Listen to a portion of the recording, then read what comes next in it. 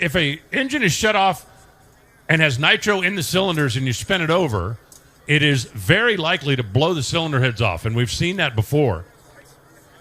So that's why you'll always see them disconnect the main fuel line when they shut them down in the pits. In a situation where they have to shut them off down here, they'll always get out a breaker bar. They'll roll the thing over backwards because rolling it backwards helps pump the raw nitro out and let it just fall into the headers so it's not laying in the cylinders. But a nitro engine is not like a gas engine. If the thing dies, you can't just, okay, we'll just turn the key and start it back up. Buddy and his boys will be ready to race tomorrow. Yeah, and the toughest part for that, the timing. That's what we're talking about, J-Lo. Now he's got it right. The toughest part of that for Buddy Hole and that team, Alan, is that they need runs. They're still working towards it. They haven't figured it out, and you lose an opportunity to take a crack at the track there. Well, the good news about running 4-wide, though, is that tomorrow when we get into eliminations,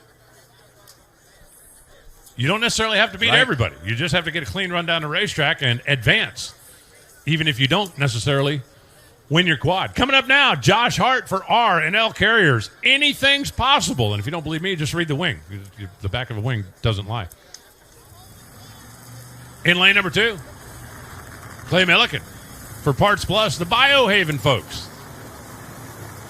Jim Oberhofer, or Jimmo, calling shots on that Rick Ware racing machine. Lane number 3, Austin Prock, fresh off of a final round appearance out in Pomona for Rocky Mountain Twist, Montana brand. Cornwall Tools, NK Seed, and Chevrolet. And lane number 4, Tony Schumacher, Skag Power Equipment. Joe and Kathy Maynard. Schumacher, currently number 8. Austin Prock, 12. Clay Millican, 11. Josh Hart, 7. Number 1 qualifier as we stand right now, Brittany Force at 369. Steve Torrance, Justin Ashley, Mike Salinas, that wrecks the top 4. If you want to be in the quick half of the field, run better than Tony Schumacher's 376. And that's exactly what Clay Millican and Austin Prock are hoping to do here. I don't know that Brittany's 369 is necessarily in danger, talking to everybody back in the pits between rounds there, Alan, but I certainly think there's opportunity to step up into the top half of the field for some of these cars that have yet to really get down the track the way they want to. Austin Prock and Clay Millican being 2 of them, I think there's an opportunity here for them to make a pretty big move. Yeah, I'm not convinced that Brittany's locked in the number 1 spot. I think that somebody could get up there and make a run like that. It's a little warmer out there, but it's different with nitro cars.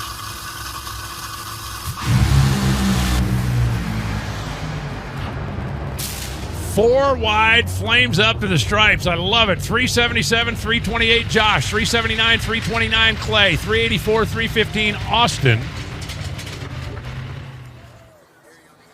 and 376, 324 Tony Schumacher. That was a fun quad. Not a whole lot of shuffling around, but all 4 of them flames up, making it to the lights. Let's go down to Joe. Fun quad, Mike Neff. Probably the most fun. That was the best run. Is that what you were shooting for? We were hoping for a little better than that, try to better our position, but I'm actually glad I saw the 384, and I thought that was us, so I was pretty disappointed. So I feel a little better about the 70s. All right, we're going to put the replay up on Sunoco Vision right behind us. I want you to walk us through what you see so we can all learn a little bit what you're thinking about.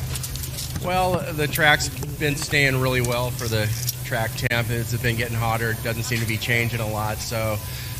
like I said, we were set up similar like our first run that ran 76.